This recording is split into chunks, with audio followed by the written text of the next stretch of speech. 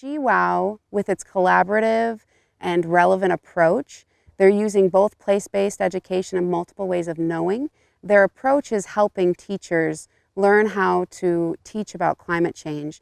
Not only are we finding that it's transferable across different cultures, but also that they're able to complete service learning projects, which is showing that we can, through research, have more active citizens within our communities. And that is what we need to create a more sustainable future for this and future generations. We'll use the Hear the Water Speak Institute to demonstrate how to create a climate change training program based on the GWOW model. Some planning involves specific steps that we'll cover in this video.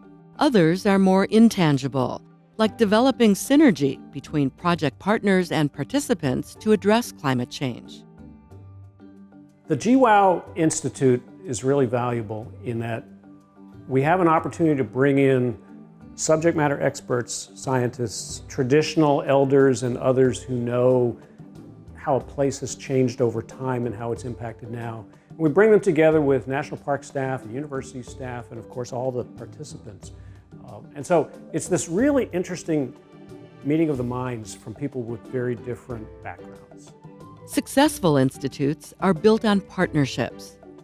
Indigenous communities or other communities of culture can offer guidance in how to respectfully weave traditional knowledge into an institute. Local partners can provide opportunities for culturally relevant, place-based climate change investigations.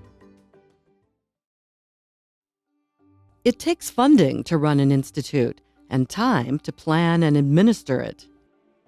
An institute budget is essential for estimating and tracking expenses such as food, transportation, supplies, and honoraria. Funding from external sources like grants or registration fees can reduce costs. Incentives like stipends, scholarships, and continuing education credits can encourage participation, but add to expenses. The outcome you want to achieve will determine the target audience. Knowing your audience affects scheduling, marketing, and logistical decisions. You should sync your institute scheduling with the needs of your audience, the availability of presenters, and opportunities for field experiences. The length of training depends on their capacity to attend single or multiple day programs. For example, targeting participation by classroom teachers requires scheduling during weekends or summer months. We've found that 4 days of training during the summer is optimum for our GWOW Institute educator audiences. You should limit enrollment numbers so learners have a quality experience, yet encourage synergy. There is a lot of competition for professional development time. If you want participation in your institute, pay attention to marketing it to the target audience. Develop an institute marketing plan and implement it at least 3 months before the start date. Demonstrate how the institute meets the target audience's interests while eliminating any barriers that might prevent attendance. Marketing should include these unique selling points. Product. How will training benefit the target audience, capture their interest, or satisfy a need? Price. How much will it cost in time and money? And how will the skills gained or financial incentives offered offset those costs? Place. How will the institute's location affect cost, convenience, and safety, or build interest in attending? Promotion. What advertising tools will be more effective in getting the word out about your institute and getting your target audiences to attend? Brand all materials and marketing with an institute logo and consistent visual cues that create an institute identity. Design promotional materials so they can be used for a variety of outreach. This institute flyer is a low-cost advertising tool that can serve as a hard copy handout, poster, or in online marketing. The logo brands this as a GWOW Institute.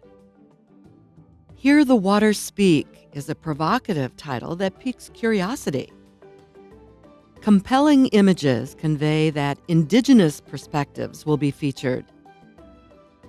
The text is minimal, providing basic who, what, when, where, why facts. Project partner logos acknowledge their contributions and signal the Institute's credibility and quality. There are a variety of options for getting more information, including a QR code that directly links to the Institute website for more information. The website is the source for detailed information, application materials, and resources. All marketing materials should point users to the website. As part of the marketing plan, remember to capture high-quality images and video footage during your institute. Listen for pithy quotes from participants. These provide powerful marketing messages. Marketing continues after an institute through media releases that share its success and build support for the next one. If marketing promotes participation, having an effective institute application process secures a commitment to attend. Make it easy to apply. On the Institute website, offer an online fillable application form that can be returned electronically or downloaded and sent back by fax or mail. Use the form to gather an applicant's contact information and other details such as the audiences they serve or subjects they teach. Use this information to fine-tune the Institute's learning experiences. Develop a system for accepting and prioritizing applications just in case demand exceeds enrollment limits. Setting an initial application deadline 6 to 8 weeks before the start date gives enough time to extend the deadline and do a last-minute promotional blast if enrollment is low. Just be sure to leave enough time between the final application deadline and the start date to finalize institute logistics. As each application is received, email an acknowledgement with a date when the applicant will be notified of their acceptance. After screening the applications, email a confirmation RSVP to those who are accepted. Create an email listserv for future group correspondence. Send respectful regrets and options to reapply in the future to those who are not accepted. By returning the RSVP, an applicant confirms they will be a participant. The RSVP form can be used to collect information on special accommodations or dietary requirements. You should email an Institute welcome kit to each participant that includes a welcome letter giving important details including the Institute's location, emergency contact numbers, meals and lodging options, opportunities for course credit, what to bring and what to expect. An hour-by-hour agenda of Institute presentations and activities. Liability waivers and health forms that must be completed. Requiring that these are returned prior to the Institute can help prepare for any health or safety issues. Have blank copies available at the Institute for those who forgot. Photo release consent gives permission to use image or audio recordings of participants. If a participant declines to sign, exclude them from photos or recordings. Presenter biographies add a personal touch. They introduce Institute presenters through a brief resume and photo. It's less than a month before your Institute starts. Use weekly group email blasts to keep enthusiasm high and provide Institute updates. Preparatory readings can help ensure that everyone arrives with a basic understanding of climate change. These can be included in the welcome kit or distributed in weekly email blasts. Finalize these logistics before the Institute. Provide public transportation whenever possible to reduce an institute's carbon footprint. When traveling to remote field sites via public transportation, bring an additional vehicle for emergencies. Meals can be teaching tools. By integrating local or indigenous foods, you reinforce how climate affects culture, the environment, and economies.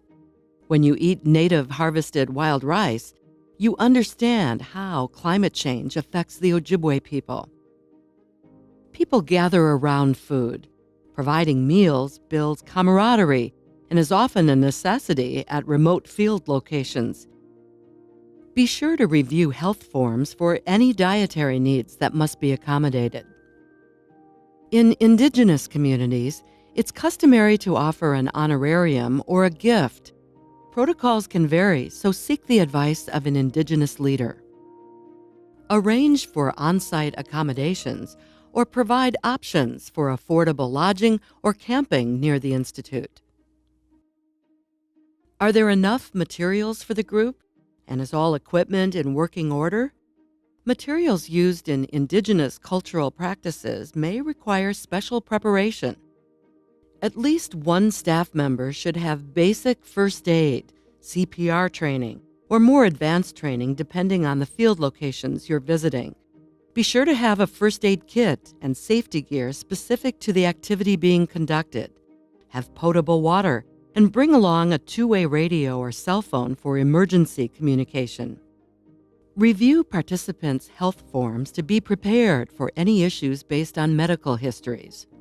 Anticipate participant needs, especially in remote field locations. These might include bug repellent, hand sanitizer, toilet paper, handy wipes, extra drinking water, and snacks. Unexpected incidents can throw off even the best planned institute. 2 days before the Hear the Water Speak Institute, severe flooding washed out roads to many of the field trip sites. Storms caused power outages that disrupted presentations. Be prepared to keep participants safe. Plan for contingencies while adapting to conditions that reinforce how the climate is changing. The Hear the Water Speak Institute was conducted in the homeland of the Lake Superior Ojibwe and integrated indigenous perspectives and traditional knowledge of the Ojibwe people. An institute's first day introduces how to integrate place-based perspectives of climate change with climate science. An introductory activity sets a tone for respect and participation. The Mixing of Waters activity reinforced the Institute's focus on climate change and water. It represented the coming together of this diverse group. This water would be used to paint a watershed wheel that reflected the group's feelings about climate and water and demonstrated how art can be used in climate change outreach. Begin by investigating climate change through culture. It's about place and examining how cultural practices we value are changing as species and habitats are affected by climate change. Weave in awareness about how climate variables like temperature, precipitation, and storm events may change based on scientific evidence. Climate change maps are effective tools for building skill and confidence in applying climate science. Field investigations demonstrate how to evaluate local, place-based evidence of climate change. They are paired with activities reinforcing how climate change affects cultural practices. This climate walk on Lake Superior's Stockton Island reveals place-based evidence of climate impacts on the environment and people. It is paired with the Web of Life activity that reinforces connections between climate, culture, and the environment. Forests are important for culture, recreation, and economies. Scientific projections of how climate change may affect them are reinforced by marking trees in the Forest Winners and Losers activity to see which species may decline or thrive. Paper birch, a tree that's culturally significant to the Ojibwe, is also economically important for logging and landscaping. It is projected to decline or completely disappear from the Lake Superior region. Making a traditional Ojibwe birch bark container reinforces understanding about the impact of climate change on culture. The big so what of a GWOW Institute is applying these learning experiences and taking action on climate change. An institute's final day is devoted to sharing a variety of climate education and service learning tools that integrate culture and science. These include activities demonstrated during the institute, and service learning ideas brainstormed during small group breakout sessions. As a Train the Trainer program, it's important that participants know how they'll be supported after they return home. This will depend on the capacity of Institute partners. One ready-made option is to use the GWOW website, which offers service learning curriculum, climate change research, outreach tools, and opportunities to share projects through its Talking Circle feature. Another option is to engage the Institute alumni. Ask them to bring students or community members for a customized climate change program at your location. In this way, you can support their outreach and introduce new visitors to your site. Our institute has come full circle following the GWOW model. The final Talking Circle activity is a time for reflection as each participant shares what they've learned and how they'll apply it. Each participant receives a certificate of completion signed by the Institute partners. It's an inexpensive but tangible reminder of their experience. The Institute ends as it began, honoring the importance of culture by closing with an Ojibwe traveling song.